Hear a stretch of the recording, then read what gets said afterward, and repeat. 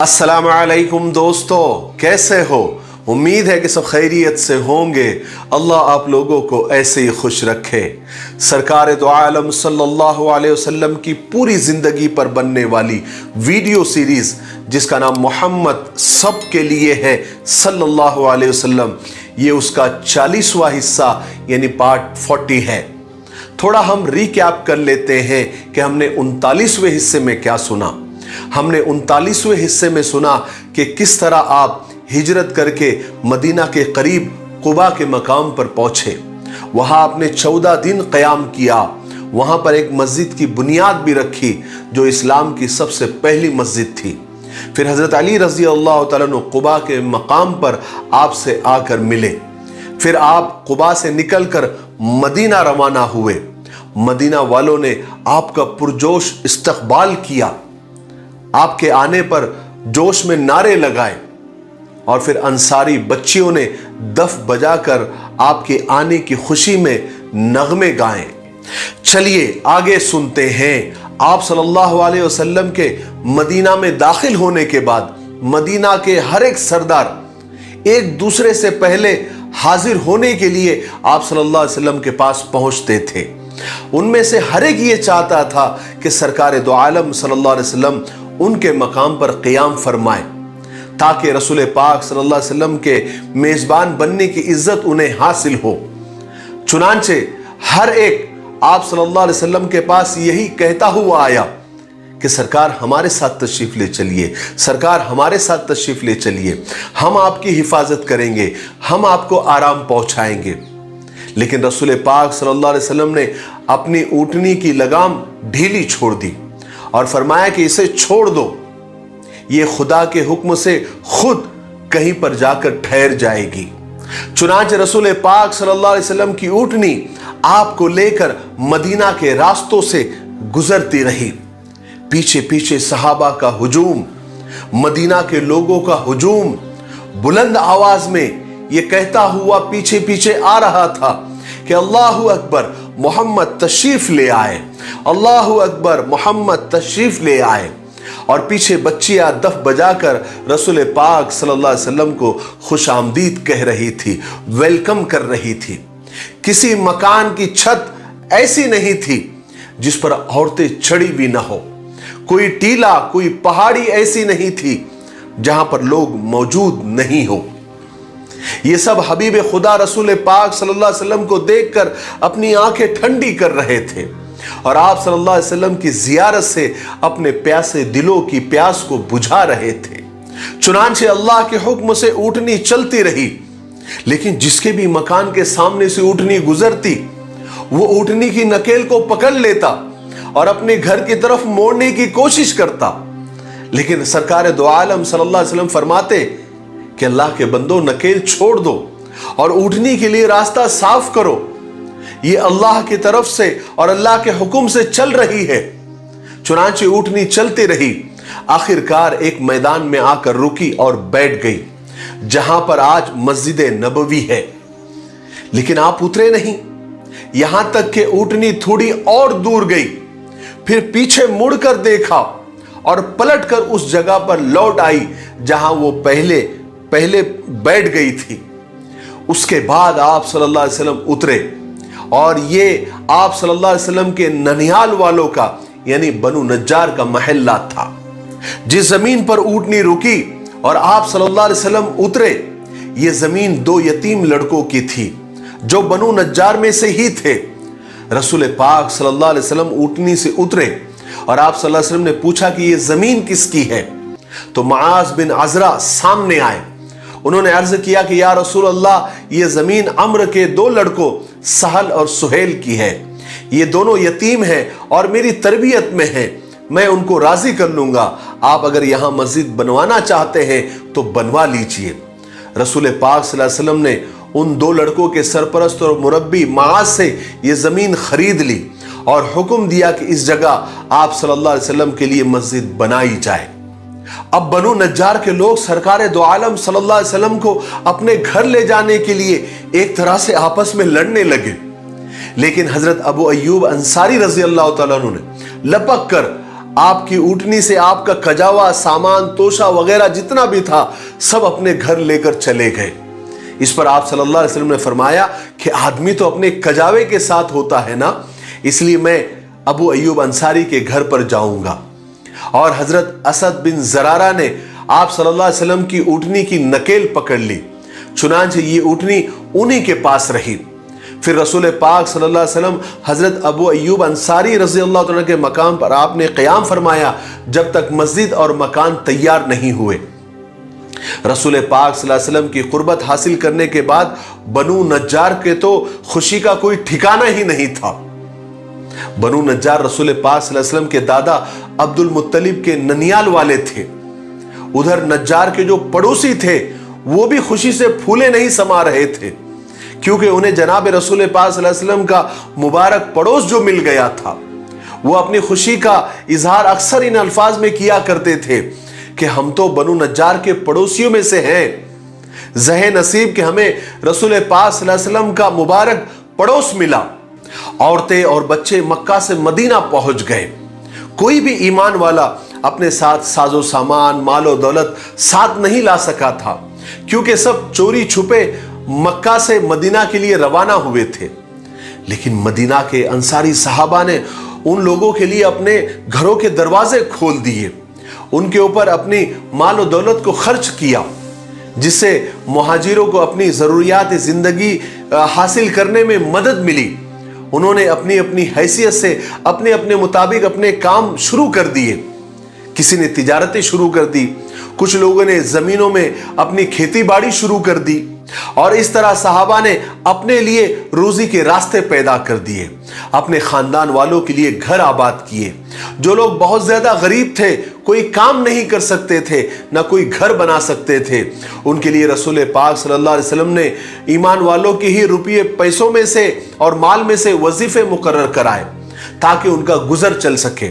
اور پھر رسول پاک صلی اللہ علیہ وسلم نے ایک زبردست دور اندیشی اختیار کی کہ مہاجروں اور انصاریوں کے درمیان بھائی چارہ اور برادرانہ رشتے قائم کیے۔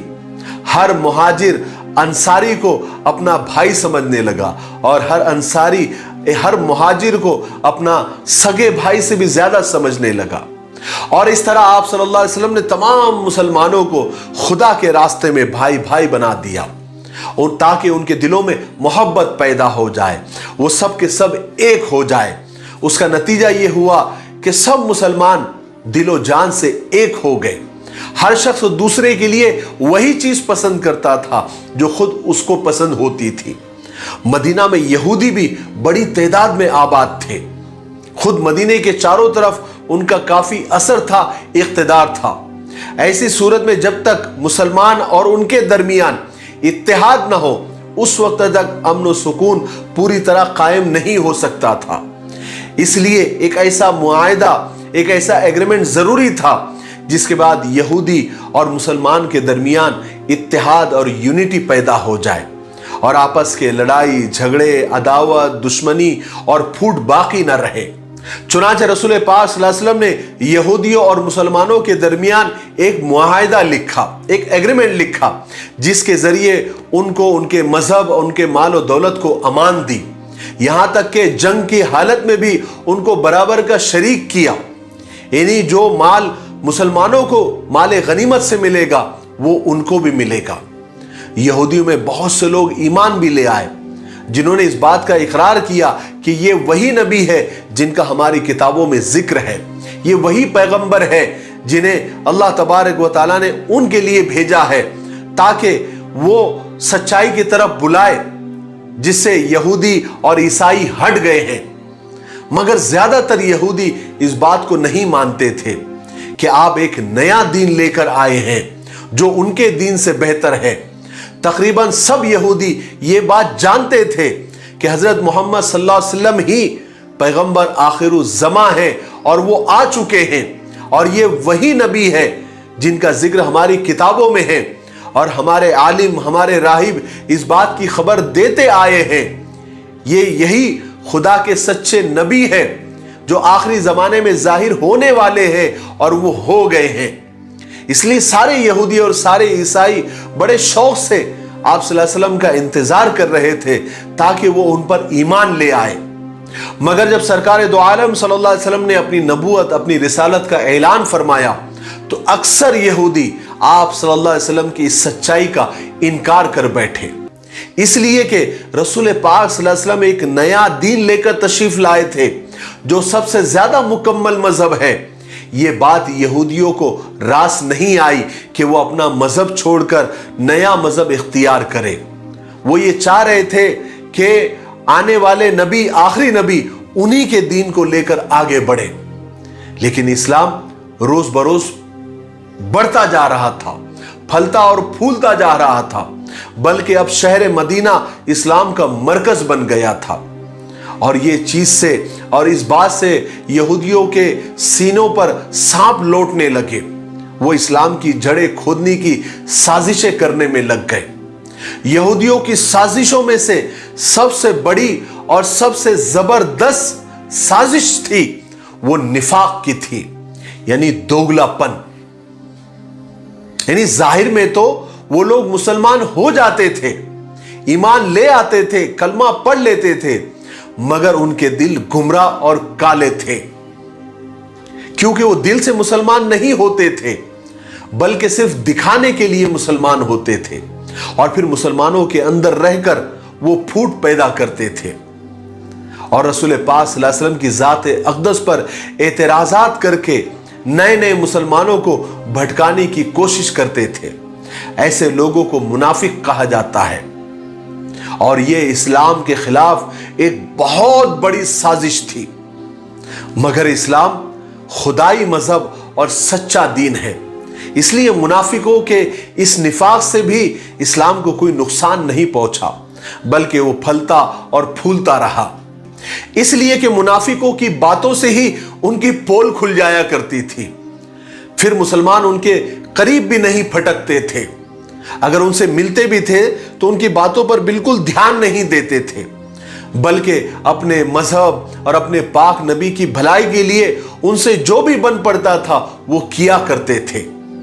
میں یہاں پر مدینہ شہر کی تھوڑی سی تاریخ اور تھوڑی سی ہسٹری بتانا ضروری سمجھتا ہوں، جیسے میں نے آپ کو مکہ کی ہسٹری بتائی تھی۔ مدینہ دراصل ایک بہت پرانا شہر ہے، اس کا پرانا نام یثرب ہے، اور یثرب دراصل ایک شخص کا نام ہے جس نے اس شہر کو آباد کیا تھا۔ وہ حضرت نوح علیہ السلام کی 5ویں نسل میں سے تھا، یعنی 5ویں پشت میں سے تھا۔ سب سے پہلے وہ اس علاقے میں آ کر ٹھہرا، پھر دوسرے بھی لوگ آ کر یہاں پر ٹھہرتے رہے اور آبادی بڑھتی چلی گئی۔ یثرب چونکہ پہلے آیا تھا اور وہ اس شہر کا بانی تھا، اس لیے اس جگہ کو لوگ یثرب کہہ کر ہی پکارنے لگے، اور اس کا پھر یہی نام پڑ گیا۔ ہجرت سے پہلے، یعنی آپ صلی اللہ علیہ وسلم کی ہجرت سے پہلے، آپ صلی اللہ علیہ وسلم کے یہاں آنے سے پہلے اس شہر کی کوئی خاص اہمیت نہیں تھی، بلکہ ایک طرح سے یہ شہر یعنی یثرب ایک طرح سے پورے عرب میں بدنام تھا، کیونکہ یہاں کی آب و ہوا بہت ہی زیادہ خراب تھی۔ لوگ اس شہر کو یعنی یثرب کو بیماریوں کا گھر سمجھتے تھے، یہاں پر طرح طرح کی بیماریاں اور وبائیں پھیلتی اور پھولتی رہتی تھی۔ مگر اب اس سرزمین کی قسمت کا ستارہ چمکنے والا تھا، اس زمین کو آسمان سے بھی زیادہ بلندیاں ملنے والی تھی، اس کے مقدر میں عزت اور شرف لکھا ہوا تھا جس کا مقابلہ دنیا کی کوئی زمین نہیں کر سکتی تھی۔ یہ وہی سرزمین ہے جس نے اللہ کے حکم سے اس کے حبیب کو اپنے آغوش میں پناہ دی تھی۔ جس وقت سرکار دو عالم صلی اللہ علیہ وسلم کا اپنا وطن، اپنی سرزمین ان کے لیے تنگ ہو گئی تھی، یہی وہ شہر ہے جہاں کے لوگ اس وقت آپ کی مدد، آپ کی نصرت، آپ کے سپورٹ کے لیے کھڑے ہوئے جب آپ کی قوم نے آپ کو ظلم کا نشانہ بنا رکھا تھا۔ یہی وہ شہر ہے جو دین اسلام کا سب سے پہلا گہوارہ بنا، اس کی گود میں اسلام پھیلا اور پھولا، یہاں سے ہی اسلام کو ترقی ملی۔ سب سے بڑھ کر یہی وہ مقدس سرزمین ہے، یہی وہ پاک مقام ہے جس کی آغوش میں سرور کونین صلی اللہ علیہ وسلم قیامت تک کے لیے آرام فرما رہے ہیں۔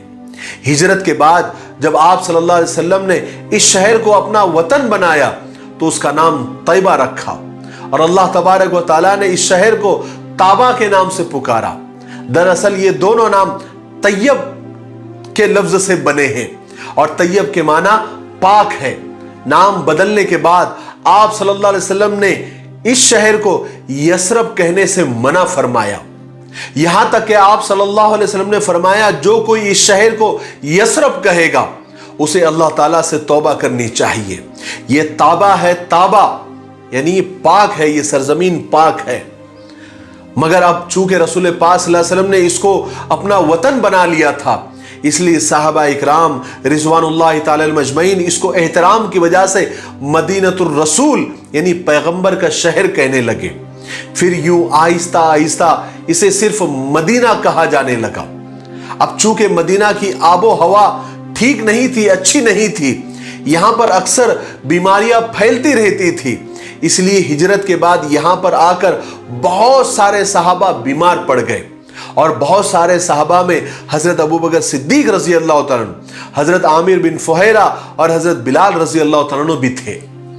صحابہ اکرام بیماری کے زمانے میں اپنے وطن مکہ کو بہت یاد کرتے تھے، انہیں مکہ بہت یاد آتا تھا، اور اپنی بیماریوں کو دیکھ کر مکہ کو یاد کر کے بڑے درد بھرے اشعار بھی پڑھا کرتے تھے۔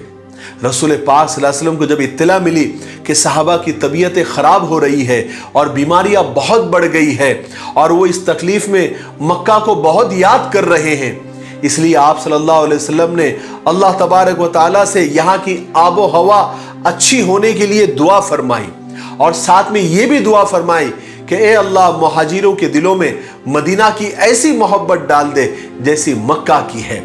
اور اللہ تبارک و تعالیٰ نے اپنے پیغمبر کی دونوں دعائیں قبول فرمائی۔ چنانچہ آپ صلی اللہ علیہ وسلم کی دعا کے بعد مدینہ کی آب و ہوا ہمیشہ ہمیشہ کے واسطے پاک اور صاف ہو گئی، وہاں کی بیماریاں وبائیں سب ختم ہو گئی، اور اس کے بعد اللہ تبارک و تعالیٰ نے صحابہ اکرام کو بھی شفا عطا فرمائی، اور ان کے دلوں میں مکہ سے بھی زیادہ مدینہ کی محبت ڈال دی۔ مدینہ میں مکہ کی طرح میٹھے پانی کی بہت کمی تھی۔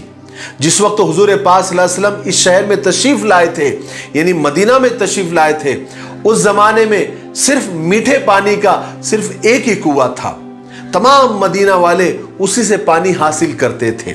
اس کنویں کا نام بیر روما تھا، وہ اتفاق سے ایک یہودی کا تھا، اور پھر ہوا ایک بار ایسا کہ اس کنویں کا پانی سڑ کر بدبودار ہو گیا، اس لیے پانی کی اور زیادہ دقت پیدا ہو گئی، کیونکہ وہی ایک کنواں تھا جس سے مدینہ کے لوگ سیراب ہوتے تھے، پانی پیتے تھے۔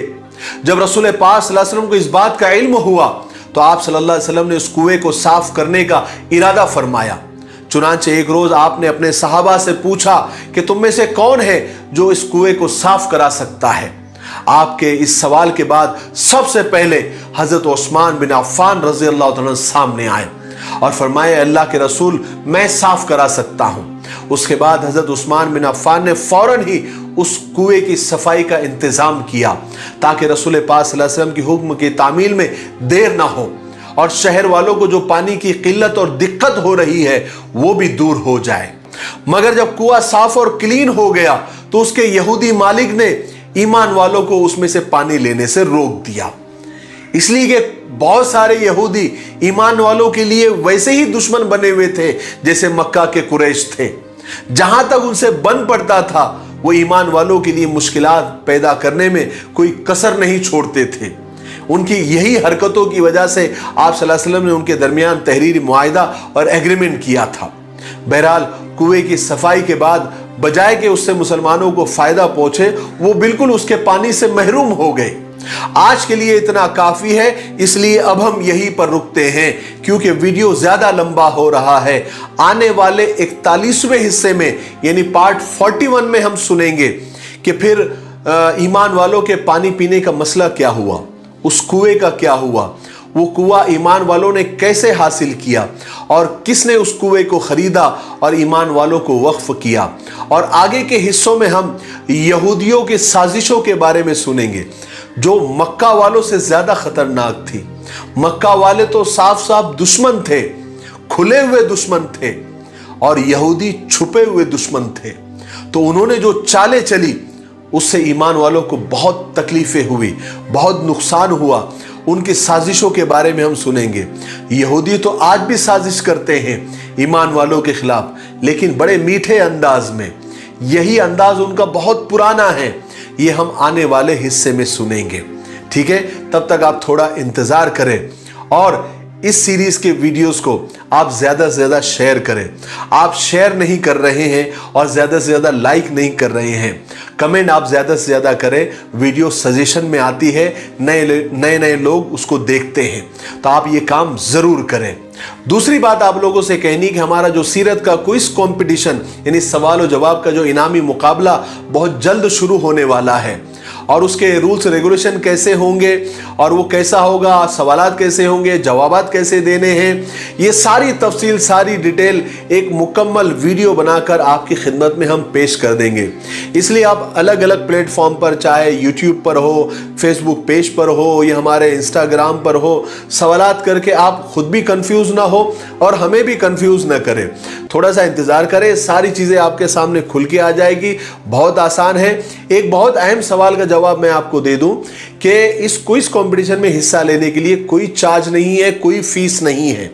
हमने जो ताउन करने का बोला है वो इसलिए बोला है कि इसके जो प्राइज होंगे, इसके इनामात होंगे वो ज्यादा से ज्यादा हो, ताकि बच्चे भी इसमें बढ़ चढ़कर हिस्सा लें और दूसरे मजहब के लोग भी इसमें बढ़ चढ़कर हिस्सा लें और आप सल्लल्लाहु अलैहि वसल्लम की जिंदगी को सुने, पढ़े, देखें, ताकि वो आप सल्लल्लाहु अलैहि वसल्लम की जो असल पर्सनालिटी है, असल जो आपकी शख्सियत है, उसको समझे और लोगों के और दुश्मनों के बहकावे में ना आए। इस सारी सीरीज का मकसद भी वही है, इस क्विज कंपटीशन का भी मकसद वही है और इस सारे इनामात रखने का मकसद भी वही है। इसलिए मैं चाह रहा हूं कि ज़्यादा से ज़्यादा बड़े से बड़ा इनाम हो ताकि सब लोग इसमें दिलचस्पी लें।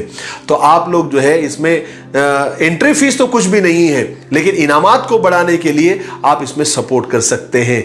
आप इस बारकोड को जो आपको नजर आ रहा है इसको स्कैन करके इस पर मिफ्ताही एंटरप्राइजेस लिख कर आ जाएगा। आप इसमें अपना सपोर्ट, अपना ताउन दे सकते हैं, अपना फंड ट्रांसफर कर सकते हैं, ठीक है।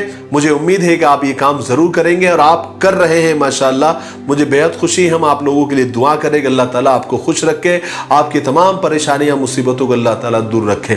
तब तक मेरे लिए, पूरी उम्मत के लिए और पूरी इंसानियत के लिए खैर और भलाई की दुआ करते रहे। अस्सलामु अलैकुम व रहमतुल्लाहि व बरकातुहू।